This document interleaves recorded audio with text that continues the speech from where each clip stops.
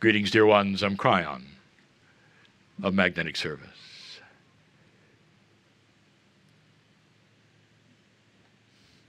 In Australia, where they would say the Sunshine Coast, a place of beauty, a mountain named Glass House. That's where we are. None of those names are accurate. Not really. But they are the names of today. Generations from now, they may actually change those names, and they may revert to other names. A light rain starts to fall, the blessing from Gaia, because this is what we wish to talk about. Where you sit is a manufactured area, actually, that allows you to sit there and listen on beautiful grass. I want to take you back. Why this area is what it is so much more powerful than what you think. And you can't look it up, not really. Because what happened actually here is so more profound than anything you might know or might even suggest. I want to give you a premise. And every mother here will understand. Mother, you're asleep and you have an infant in the other room, perhaps in a crib, and suddenly you awaken and you need to go into the room with the infant. And you do. And as you come into the room, you realize the infant is struggling just a little, uncomfortable, becoming tangled perhaps in the blanket. You take the infant, pick it up, love it, put it back untangled, it goes to sleep, you go back to your room. Question, how did you know? How did you know? And every mother here has had those kinds of things happen. Some in dramatic ways and some as I have described. And you will say, because there is a connection between the infant and the mother. And you would say, well, what is that connection? And you would say, well, it's more than humanism, it's in the DNA. Because the mother's DNA and the child's DNA has been shared for months, even before the soul arrived and the child took the first breath. And you sense the uncomfortableness or the struggle or the distress of the child. You might call it intuition, but dear ones, there's more. There is communication that has not yet been measured, but it's well known. Ask any mother. Identical twins share a DNA which is almost perfect. It is the same. It is identical. And identical twins will tell you stories if they're separated by a world apart. If something happens to one, the other senses it. If something happens to a relative where one is there, the other one will sense it.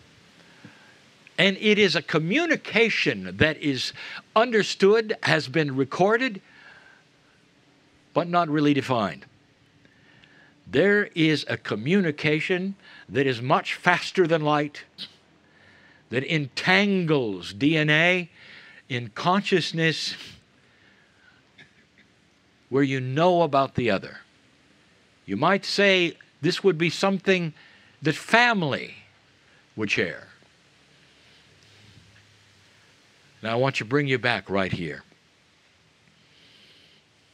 Thousands of years ago,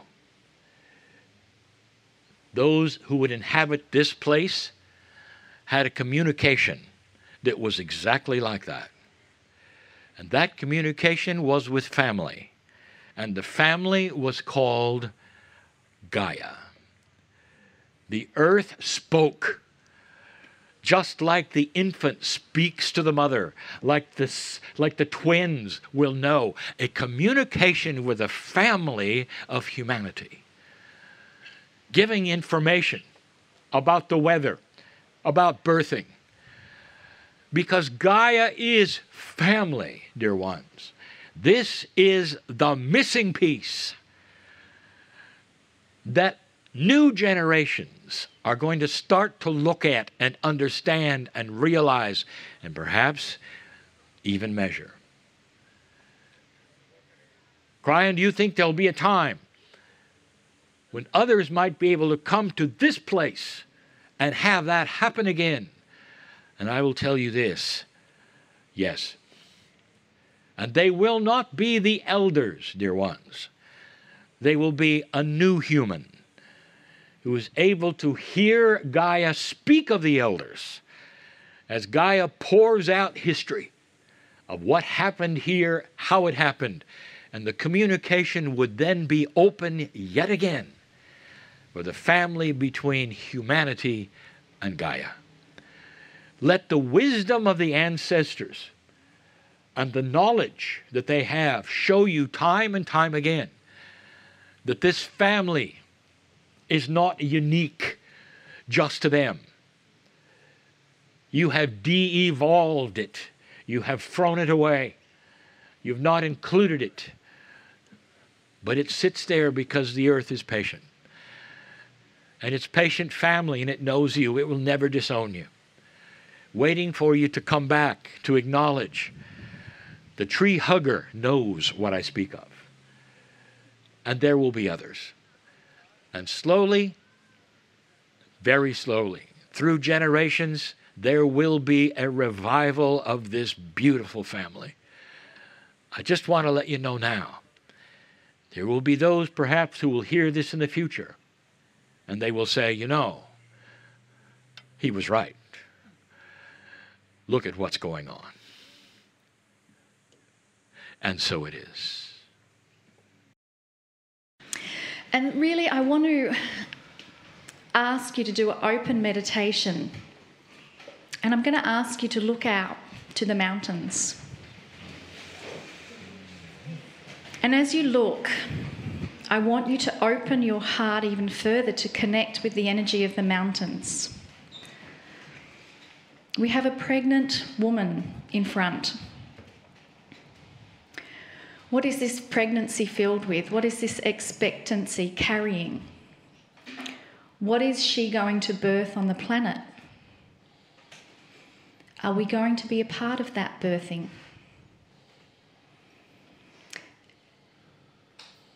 Allow your heart to connect with that energy.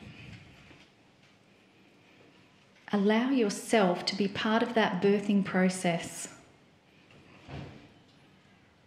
Because the birthing process is the new energy coming onto the grids. And that new energy on the grids is allowing you to connect with Gaia in a deeper, more profound way. It is why the ancestors and elders would say it's going to rain in 2 days, or the fish are going to be in a certain bay. They had communication. It was innate ability. So let us look on these mountains and ask for that to be taken to the next level, to be deeper, that we can understand Mother Earth and that we can hear her and that we can send her our infinite love and gratitude. Everything we have in life is because she has provided it for us.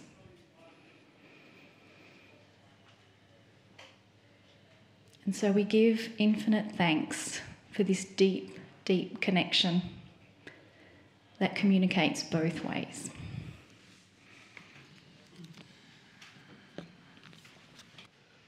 Greetings, dear ones. I'm Kryon of Magnetic Service. My partner steps away yet again. He does not know what follows. And what follows is something that I want to share with you. It doesn't have the kind of profundity perhaps some other channels have, but there's information, perhaps even revelation, about Gaia. We started talking about Gaia in the former channel. This group looks upon a vista that is unique on the planet. There aren't that many places where in a high level you can look out and see certain mountains sticking up the way they do, in groups the way they are, in the majesty of the mist that you see here. And there are some of you already have discovered that all you want to do is stare at them, like they had something to say, and you keep waiting for what they might. There are those of you who are staring at them and they are saying something. It depends upon that which is your perception of what it means to have this kind of a vista. And as you look upon this, you might be aware that you're not the first.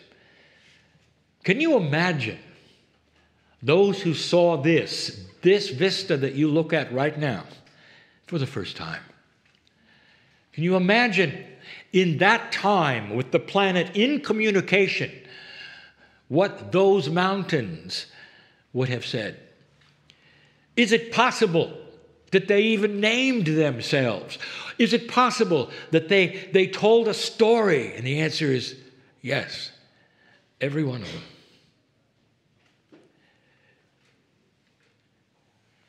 My partner was going to tell you about Makua, and I will. It's a story that has not been told, not this way. Of the pure Hawaiian lineage of the Lemurian, Makua was a master. A modern man who'd been in war and yet a shaman. This shaman realized that his bloodline was diminishing. He also realized that the verbal pass down of the history, of the stories, of the lineage was limited. In that there would come a time when there was no one who would listen. There was no young warrior or young indigenous or young anything that would be of the bloodline that they could pass it on to, where they could pass it on, and they could pass it on as it had been done for generations. It was going away. And that is when he found my partner. Now, although my partner will admit this, what he had found was Kryon. For this gentleman, for 3 years, sat and listened to Kryon in meetings before he would ever come up to my partner and introduce himself. For he wanted to hear what Kryon had to say about their land. And then it happened that he took my partner out to the volcano's edge on the island that he lived in, which is called the Big Island, the one that is active with the energy of Pele. And he said to my partner, "This is the lookout where the tourists go, but I want to take you to the one where you should be in." And he walked over to a specific area and he said, "This is the male area. This is where you should stand to look out." And he pointed to the edge and he said, "This is where the Lemurian canoes were buried." My partner will always remember that phrase, and it was a metaphor that said, they landed here. My partner carries this in his heart as he thinks about this master, his mentor. And then my partner, in all of his ignorance, said to Makua, "Makua, why do the men have to stand on this cliff and the women have to stand on another? What about the equality? Why cannot they stand together in one place?" His American bias was showing. And as though my partner were a child, Makua said to him, as simply as he could, because this is the male section of the land. It has nothing to do with your gender. The male section of the land. And my partner then asked him, you mean that Gaia, Earth, has gender? And what Makua said, he said, no, it has something similar. It has balance. And that then transmits to gender for you. A place for the men to stand, a place for the women to stand. As above, as below, the yin, the yang. There is balance in nature. There is light, there is dark. As there is balance for you in gender. My partner didn't fully understand. He does now. And that is why we say what we are saying to you. I want you to look upon these rocks and these mountains, the geography. And I want you to compare it for a moment to another place that is similar. In the northern hemisphere, in the deserts, there is a place called Monument Valley. And it is under the ownership of the indigenous there, called the Navajo. And when you ask about the monuments that are the rocks, much like you see here, the small mountains like you see here that jut up out of the earth spectacularly, you'll get a story about what the name of them is. And that story will be something current, and the story will have names that you know are not indigenous names at all. They're current names, they're tourist names. But then when you start to ask the Navajo, a story emerges. And it goes like this. What are the names? And the Navajo will give you names in their language of what those outcroppings are. And you will say, well, where did you get the names? And they will look at you as a tourist like, perhaps you'll understand, perhaps you won't.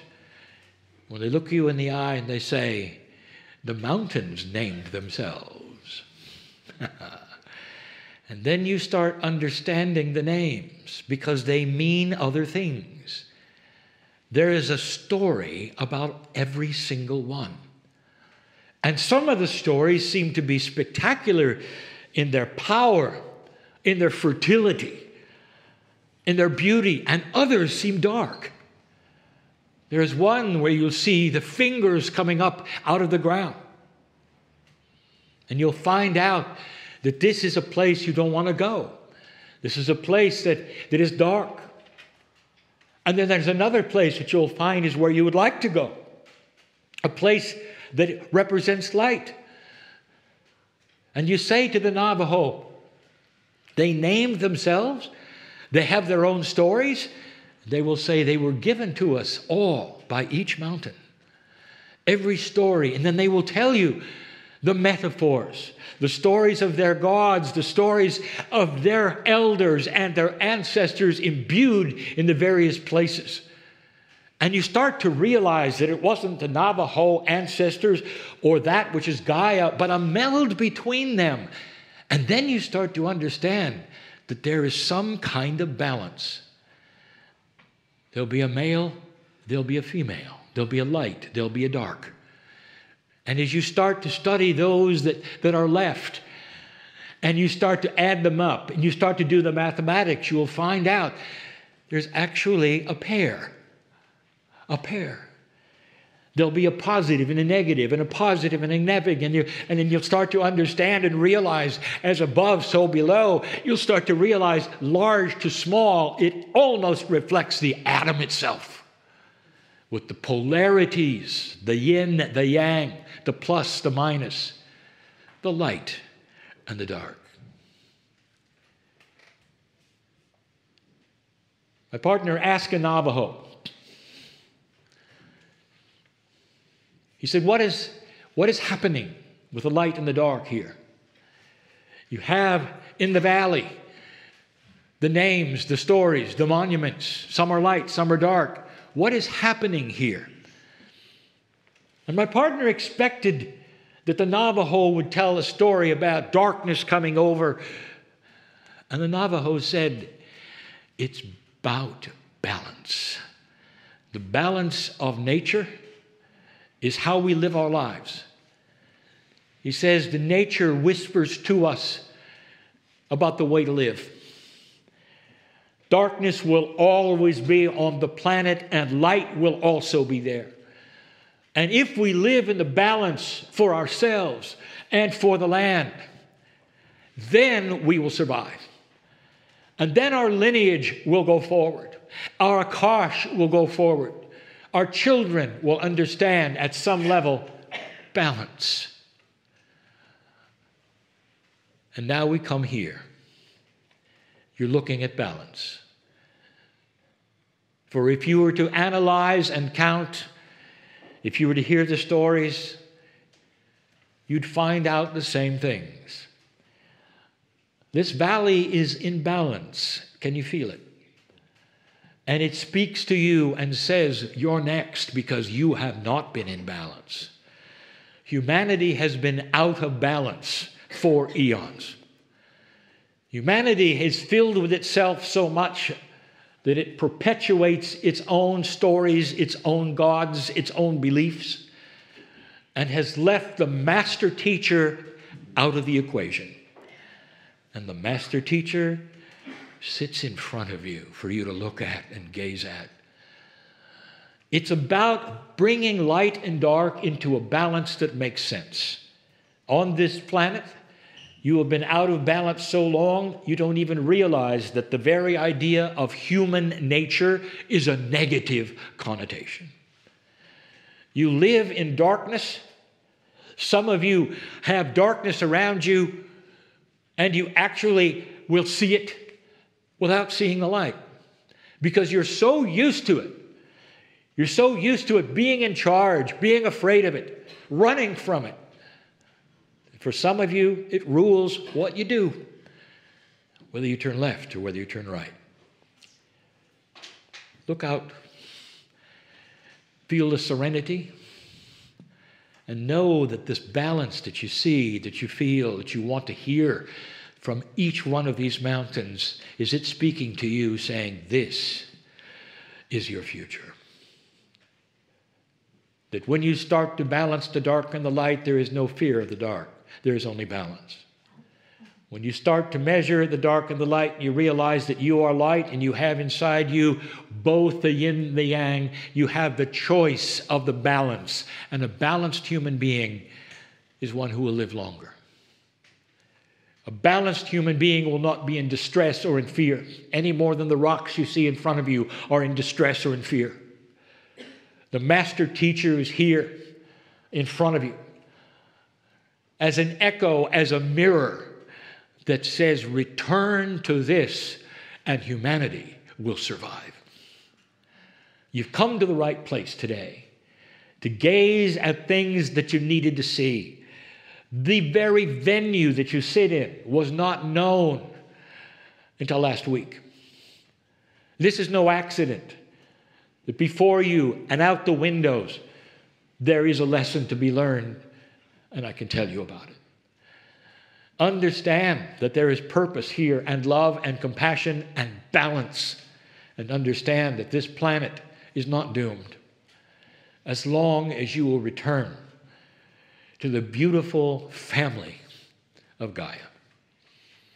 Let this be the lesson for this entire day. And so it is.